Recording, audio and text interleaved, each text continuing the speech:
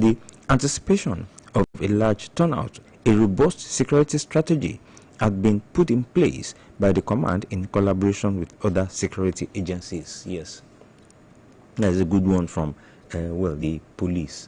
The police says, I trust the police, or your state police command, men and officers of the police command. Yes, they are good at ensuring security.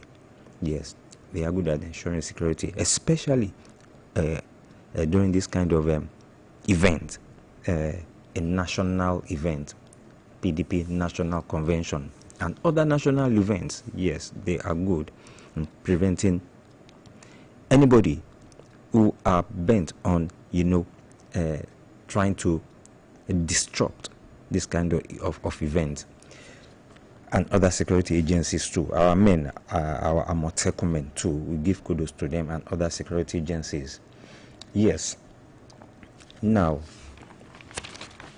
let me just go through this. This one says, well, still talking about the PDP governors forum. 4 governors of the People's Democratic have arrived in Oyo State. Yes, like I said, we were out yesterday, and I think we observed some those governors that arrived. Yes, and the Southwest chairman of the party, Kamoruddin Ajishafe, on Friday, he confirmed the development to the Punch.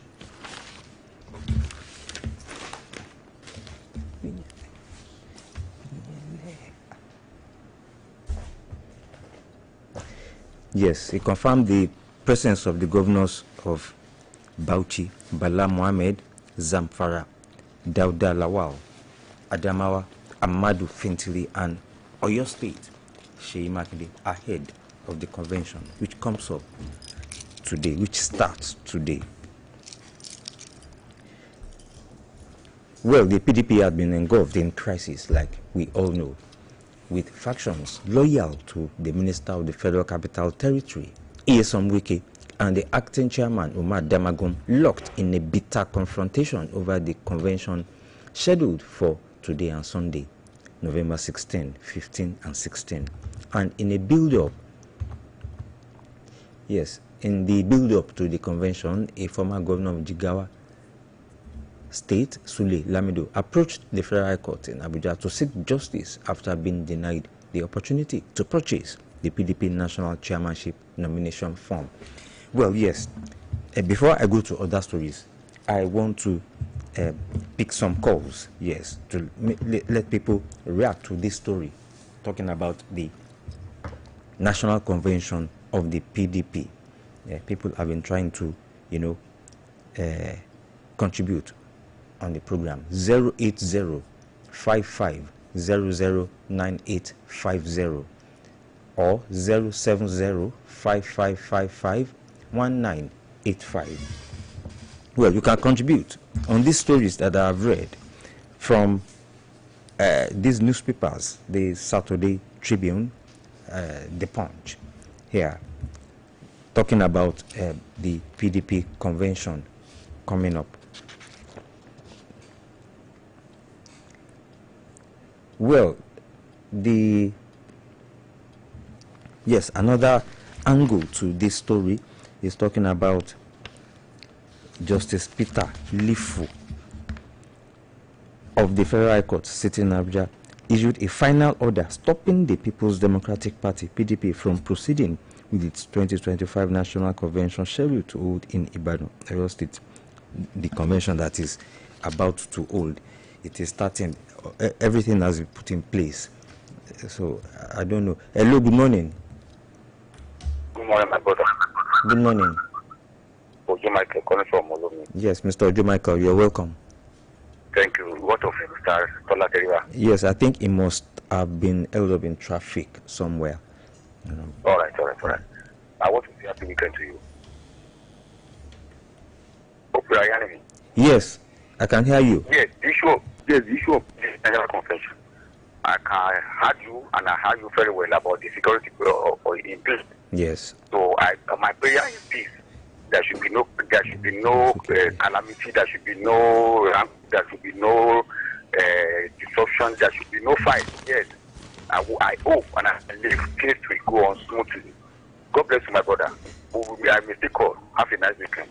Yes, and Tola is greeting you. I told you he was held up in traffic. He's greeting you. Mr. Joe Michael. Thank you. Yes. Let me give other people chance to call. Yes, we have been talking about the PDP convention, national convention.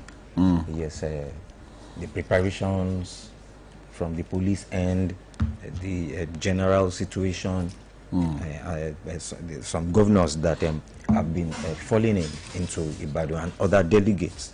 So I just wanted people to, just talk about these issues before we go to some other stories. Hello, good morning. Hello, good morning, sir. Good morning.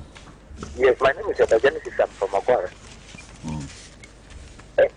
This number is to have to help us. It's now fucking us up sometimes. It will not reach them. So we want a valid number every time for me to start. Then on the issue of PDP convention. Hello, sir. Yes, we are listening. All right. You see, if like this party issue is like a family issue. If you have a problem with your family, maybe your wife or your children, it is easy that you can solve the problem. I don't think these issues of PDP can have from order from court. I don't think it's a good one. Because if you have a problem with your family, you will solve it within your family member, not just a court issue. So why court is disturbing PDP to hold this convention? Because what I'm saying is that during the general election next 2 years to come, it will affect them, who is going to be the candidate, it will affect them. The court will say that they are not allowed them to come, although the convention. So this court should free PDP to go with their convention freely. Thank you, sir. Thank you very much. Yeah. Right, we'll take more calls. 070-5555-1985. Just one more.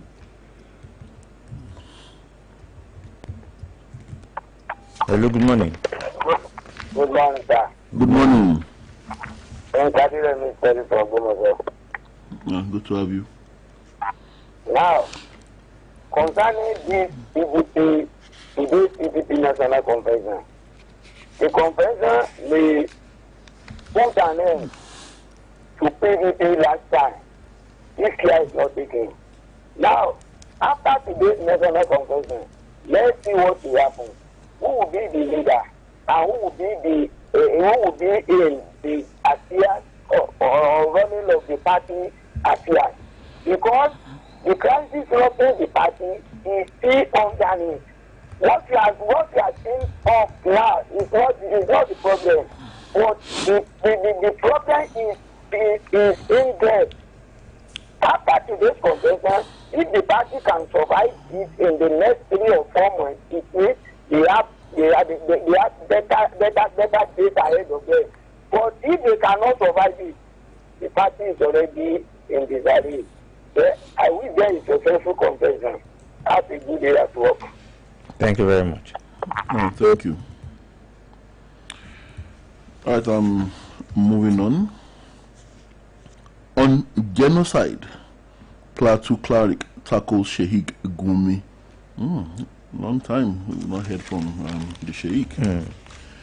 And the cleric, Plateau cleric says, "We are ready to open graves for inspection, and I'm tired of mass burials, threatens lawsuits." Okay, people, let's see what this is all about.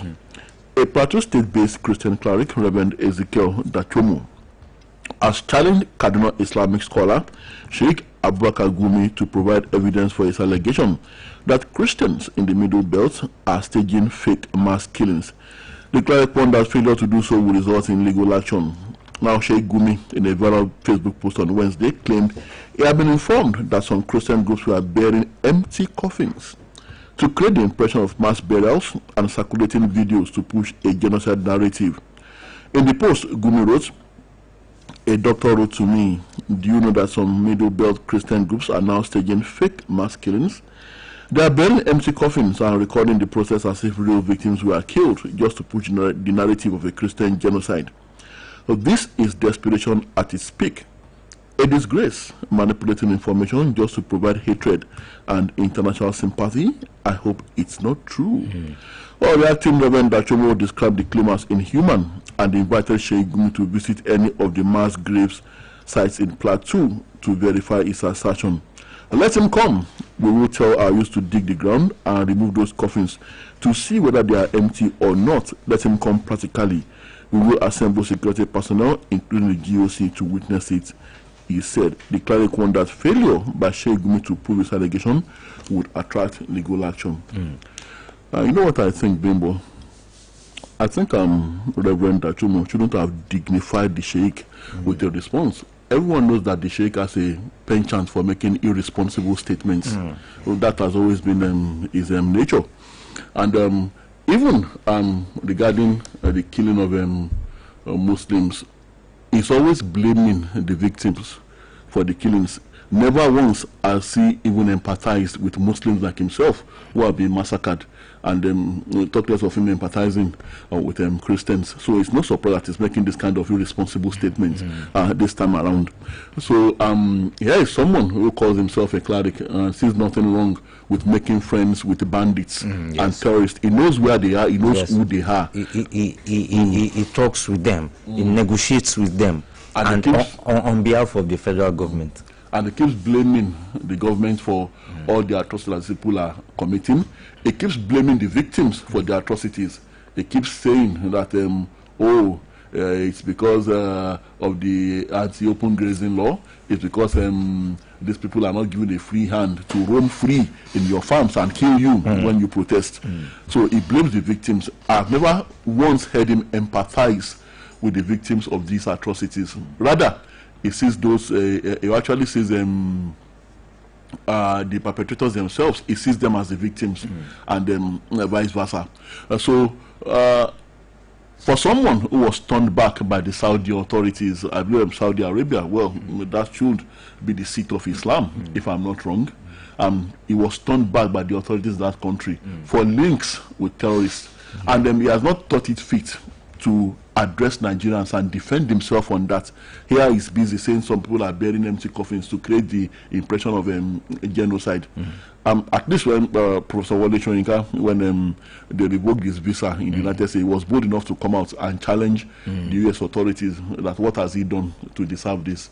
And the excuse given by the U.S. authorities, they said they didn't have to give him any reason, and I don't think that was tenable. But in his own case, what does he have to say for himself when the Saudi authorities denied him entry, and yet he's still there and gloatingly, I call it gloating, and that's why I said perhaps Reverend Dachomo should not have dignified him with a response. They should simply have ignored him.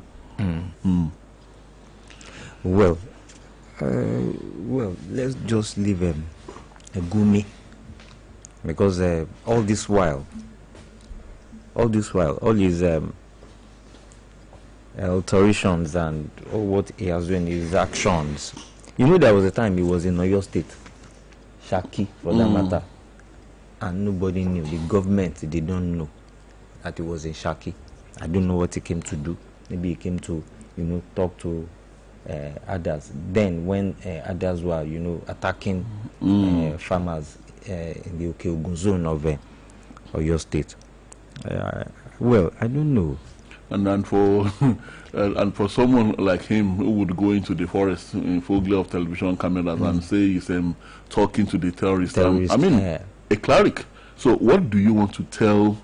Are you saying, even if assuming that the killer herders are right, assuming that the terrorists are right, assuming that they do have the axe to grind with the Nigerian government. Is that what the Holy Book of Islam, is that how the Holy Book of Islam says they should go about it? If you have grievances, go into a market and then blow up the entire population in that market, and you are defending that. You are saying that it is the fault of those people who were killed, it is the fault of the federal government through your irresponsible utterances. And yet the authorities, they keep looking at this man as if he's untouchable. Well, actually, I think he's actually doing what the authorities want him to do. Yes. Because the authorities themselves, they also think, especially the last administration, that was very much in love with crime and criminality. Under them, crime and violent killings was almost becoming a new normal. So they were giving us the impression from their body language that this is something we have to live with, and that it will never go away. So of course, if someone, a cleric, is that calls himself a cleric, is helping them to spread that idea, that new normal. So of course they will be comfortable with him, and they won't, and they will not even invite him for questioning. Well, let's leave that at that. Now there's this issue again, talking about the education sector, and it always worries me when I see this kind of stories, when I hear this kind of news talking about ASU and the education sector. Now ASU is telling Nigerians full-blown strike looms except FG meets our demands. Well, again, we say that this does not have to be. This does not have to be. Well, the Ibadan zone of the Academic Staff Union of Universities, ASU, yesterday described as discouraging the manner in which the federal government has been handling the industrial dispute declared by the Union of Intellectuals, warning of an impending full-blown strike. And ASU Ibadan zone comprises the University of Ibadan, University of Ilorin, Naduka Architectural University of Technology, Ogbomoso, Osun State, and on, from Kwara State to Oluyole University of Education, Oyo. Well, and addressing journalists at the Naduka Architectural University of Technology, Ogbomoso, the Ibadan zone of the Union, through its coordinator, Professor Biodun Olaniran, said government functionaries were feeding the public with lies while frustrating efforts to conclude the renegotiation of the 2009 federal government ASU agreement. And well, there was this information that the federal government had, acceded to the demands of the lecturers, the ASU. No, they said they were reviewing. Yeah, reviewing. No, I thought it was in review. And later, later, renegotiations. Renegotiation, yeah. So, later, they came out to say there was nothing of such. The ASU members. So that is what the zone, the ASU Ibadan zone, is now, pointing up now. I think it was online yesterday. They said ASU, they were leaving a 10-day window, and 10 days left to the expiration of the time in which the federal government is expected to have done something significant regarding their demands. So they said it's just 10 days from now that we might, that they might have to activate the full-blown strike mechanisms. Well, I want to believe that, like I said, this doesn't have to be. Yes. If the federal government, especially the federal government, is willing to do the needful. Well, unfortunately, the federal government had been dealing with the union, bereft of the seriousness. Yes, seriousness the issue deserves. And yes, it is supposed to be given adequate seriousness, but regrettably, like everybody knows and everybody is saying, and I know it is affecting majority of the people. Yes, most people, everybody has kids in the universities and all other. But I'm just so disturbed about this issue. Like one person that made some statements. How can you, spend 8 years in a university for a 4-year course because of these incessant strikes? It is always disturbing. And this case is just a subtle issue. Now, like Tola always says, when $330 billion is missing in Nigerian coffers, government coffers, and other monies too, Nigeria will not collapse. But if you want to restructure universities, restructure the health sector with an amount that is not even a quarter of what that has been missing, and nobody is talking, so Nigeria will collapse. But for those who heard certain bad news from Anambra yesterday, we want to clarify that it's not true. It didn't happen. Obiano, ex-Anambra governor, not dead, says ex-commissioner. Well, it was certain online medium yesterday, yes, saying that the ex-governor was dead. And it says there, Obiano alive, healthy, and too agile for 70. Just clocked 70 recently. A wave of anxiety swept through parts of Nigeria and the diaspora on Friday after rumors circulated widely on social media claiming that former Anambra State Governor Chief Willie Obiano had died in London. Within hours, messages of concern and speculation dominated online platforms, prompting clarifications from those close to the former governor. However, the rumor has been debunked as entirely baseless. According to C. Don Adinuba, former Anambra State Commissioner for Information and Public Enlightenment, Chief Obiano is not only alive but in excellent health. He added that contrary to the claims, Obiano does not live in London but resides in Texas, United States.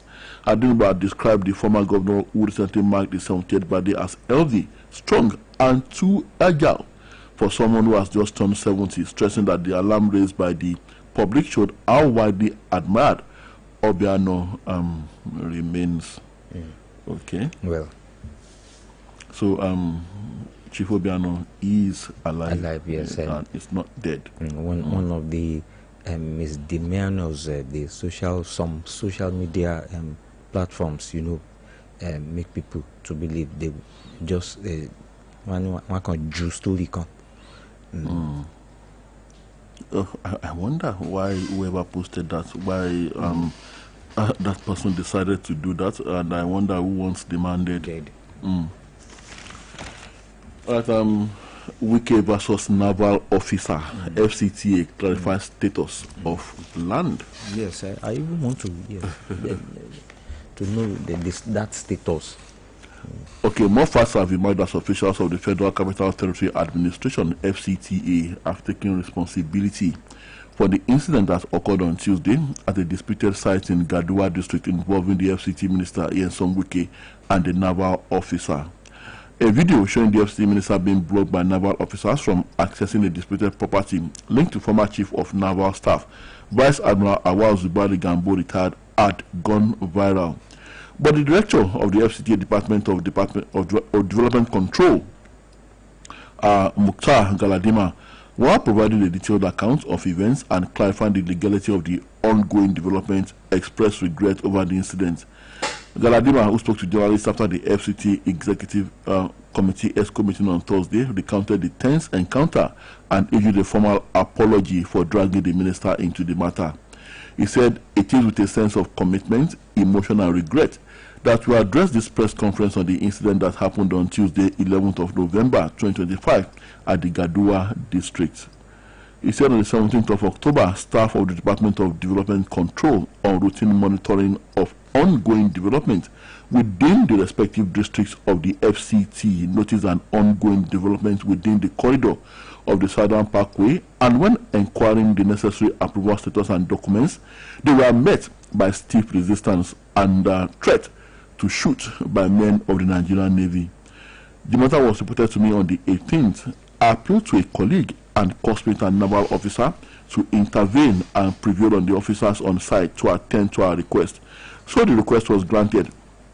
He explained that the officers on site claimed all their approvals were with their lawyers and engineers, and that was what eventually provided. And that what was eventually provided was merely a letter of intent issued in 2007 by the Department of Parks and Recreation, not a formal approval. We came back on Monday to the same site. I met the officer and Navy Lieutenant Yerima, and I appealed to him, please, if you have this approval, show it to us, because what was sent to us is not an approval, it's just a letter of intent issued by the Department of Parks and Recreation. So while this was going on, the lawyer came and the lawyer said, no, the next solution is the Department of Development Control. I said, as a lawyer, there's a clear difference between submission and approval, and you know it is illegal to commence development in the FCT without approval. He said he's aware, but the solution is under process. I said when this development is, then this development is illegal. Well, no, but it goes on and on and on. So, well, I believe what I believe is, well, our Minister of the Federal Capital Territory is doing his job. Well, the other side, well, I don't know, maybe they were on legal duty or legal duty. I think the naval officers. Even the former Navy chief has been embarrassingly quiet. He has not said anything. Yes. And I guess he's not saying anything because maybe he actually heard. Yes. And the letter of intent they are talking about is actually 18 years old. An 18-year-old letter of intent. So they never bothered to get the proper approval all this time, and that's why. And instead of doing that, he preferred to go and put naval officers there to prevent anyone from questioning him over the matter of the land in question. At NPA shifts focus to worry Cocoa Post to ease Lagos decongestion. That's as Governor Adeleke of Osun State hosts Chinese investor says Osun Free Trade Zone is open for business. Yes, now, talking about drugs again. We talked about drugs yesterday. We talked about drugs involving Nigerians day before yesterday. We talked about it last week. Now, the Indian authorities have deported a Nigerian man, Oluyole Victor, for overstaying his visa and alleged involvement in drug peddling. Now, the Times of India, according to the Punch, reported that Victor was deported by the Hyderabad police on Wednesday, and according to the Hyderabad Narcotics Enforcement Wing, he arrived in India on a student visa in 2021, but continued to stay after it expired in 2024.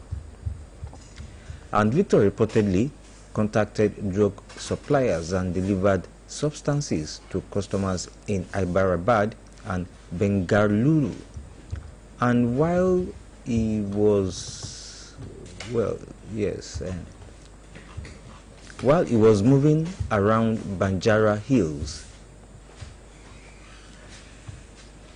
he was apprehended, and however, no drugs were recovered. During interrogations, he could not provide valid documents or explanations for his stay in Hyderabad, and upon thorough inquiry, it was confirmed that he did not hold a valid visa and had been overstaying, the report said. Nigerians always involved in drugs, although there are positive sides of Nigerians doing very well, across the country, but Nigerians always involved in drug peddling, drug sales, drug transportation. It is disturbing somehow. Yes. Still on the PDP National Convention, it says Oyo Court sustains order allowing convention, adjourns ruling on objections to December 8th, and Abuja Court has also issued a final order stopping the convention. Yes, I said it the other time that, convention preparations are on, then the convention will start, and one court again is saying is ordering final that. Order. On genocide, Southwest Muslims reject Trump's claim. And,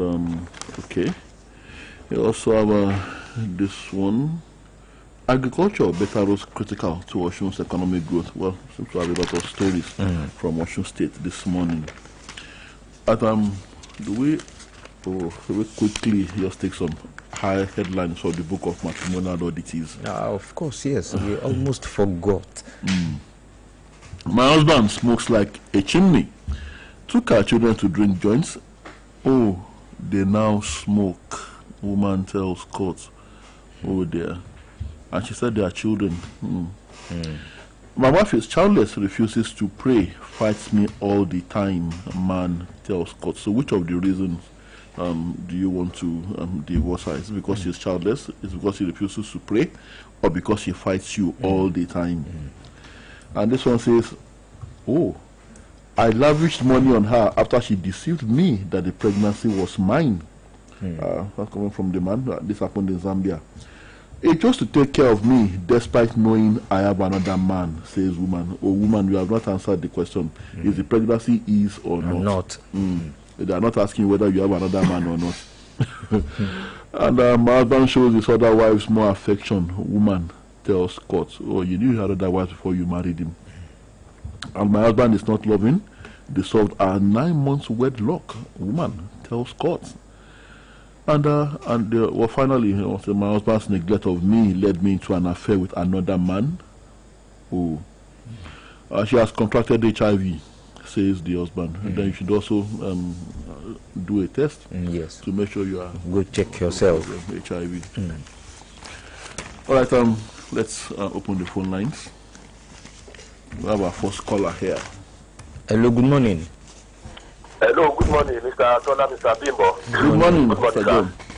John calling from Ilorin. I want to advise Gumi to allow the sleeping dog like Jejeje, because like those bishops rightly tell him, if you say they buried empty coffin, if they open it for him, he himself will be shocked. The truth is that as a Nigerian, we are trying to manage the situation so that we don't bring external into our already bad situation. So Gumi should allow the sleeping dog to lie there, because why I'm saying this is that the religious tolerance in the north is different from what we enjoy in the south. That is the simple truth. So if you want to see mass grave, confirm one, they will open it for him. But as a Nigerian, we are trying to manage the situation. So if you let us just manage the situation, the bishop has the right to tell him if he is so sure it's an empty grave, he should come. The religious tolerance in the north is quite different. We enjoy it here freely. We tolerate ourselves. But over there in the north, it was not the same. That is the truth. That is the truth. On PDP convention, I will not comment much on it for now, because I wish them the best of luck. But I want to believe after this convention, Wike is not there with them. They should understand. Yes, his elements could be there, but they should put their house in order.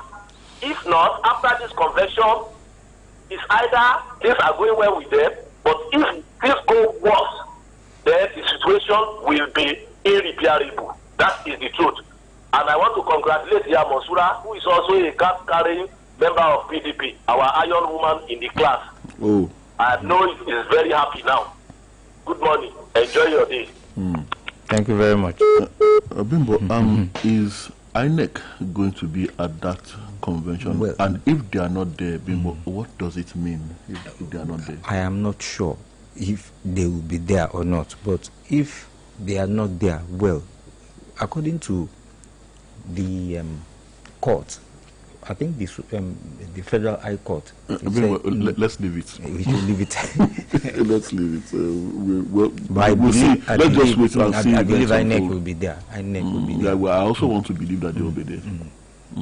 Hello, good morning. Good morning, my brother. Good morning. Ojo Michael once again. Good to have you, Mr. Ojo Michael. Yes. Hello? Be addressed as #1 terrorist in this country. Yes. It should be addressed as it should be taken as terrorist. Go ahead.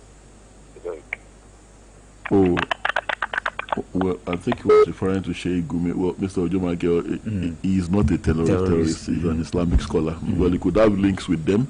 He could be sympathizing with them. And as much as I feel very strongly about his position regarding terrorism in this country, he still has a right to his opinion. He still has a right to talk the way he wants, even if that speech offends some of us. So he's not a terrorist. Hello, good morning. Hello, good morning. Good morning, Yawansura. Yeah. God be with us. Amen. Amen. About the convention, that national convention that PDP want to give money, I want to pray for them. God will be with them, guide them, and protect them. Mashallah, la quwwata illa billah. Secondly, about the issue of ASU that they want to start strike. I want to appeal to the federal government. They should settle ASU because the strike of ASU it affects most of us in Nigeria. Most especially the people that sell around them. Second, I don't know, Mr. Atola, take us a woman Nigeria. We did not have money in Nigeria to take care of our education. Education is very important. Without education, we cannot be any important person in life. Also, wow. Thank you, Yamusa Udaka Naira Obumosho. Osewuno 55551985. Hello, good morning. Hello, good morning. Good morning. Let me quickly just answer the question you posed last. That if the INEC officials are not in that convention, what will happen? In the eyes of the law, the convention will not have been held if they are not there. That's one. And number two, the PDP, they are not tidy enough. In fact, they are playing to the hands of their enemies. They should have conducted congresses throughout Nigeria before they have this national convention. That's the complaint of the people that went to Abuja to take order. And let me tell you one thing, sir. Nigerians are expecting the PDP. They need an option to this kind of bad government we have in Nigeria. But the PDP is not up to the task.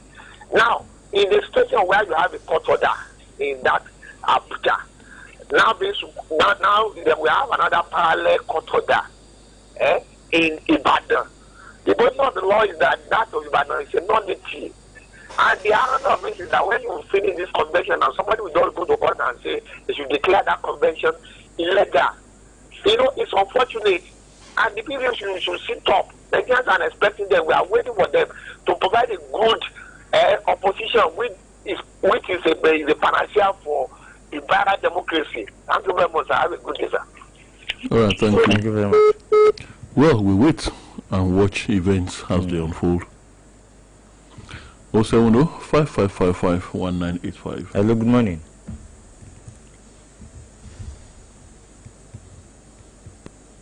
Hello, good morning. Good morning, Mr. Pala. Good morning. I'm Judy. I'm calling from Okalaba. Good to have you. Now, on PDP issue, my advice to them is that they should just go ahead and do it, whether INEC comes or not. I think it will start a new conversation next week. It's like a problem sitting down, and you go and create more problems. So, some solution there. Yeah, so that I think they should go and have it. Even if they don't have it, somebody said they are going to waste money. I said, where was the money before? Well, they give it to you. Let them waste their money now. This is government money. So they have been wasting money since ages past in this country. So this convention is part of money they will waste. INEC will not be there, which I'm sure of. So, but it is going to stir up another controversy again, which will lead to their solution. If God wants them to stand, they will stand. If they want to be destroyed, they'll be destroyed immediately after the convention. So that's just that on PDP. Then, on Gumi, it traveled to Turkey during the week, and every 5 went to Dubai and all of that. Don't mind them. All of them will link themselves up on conference call and other that they have their people where they are going to meet. That threat threatens them. Let me tell you the truth. That threatens because they know the person threatening and they know that guy doesn't bluff. The only thing that will save them is that if the federal government hacks and they see the evidence that they have, if that report gets to Trump's table again, it's going to strike, and Gumi is going to be one of the people that will be victim. You know, I'm very sure of that. It will be a target. So thank you. Mr. Jide, okay. Well, the Americans will come looking for Sheikh Gumi. Well, quickly. Hello, good morning. Hello, good morning. Good morning. Quickly. On the PDP, the convention was sold. This is because the people are ready. Yeah, it is going to And hold. the party provides governors and others. And we can see we have something at stake on security. So all people in the interest of people should meet on the way forward and not backward. Thank you very much. And on ASU, the government must address the issues relating to the welfare, and they must ensure that the rights of the students are protected. So they need to pay the salary. Thank you very much. Thank you.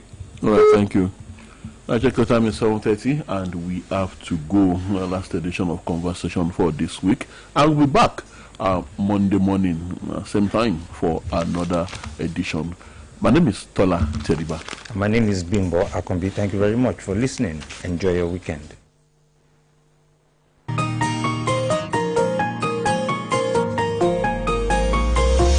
Conversation.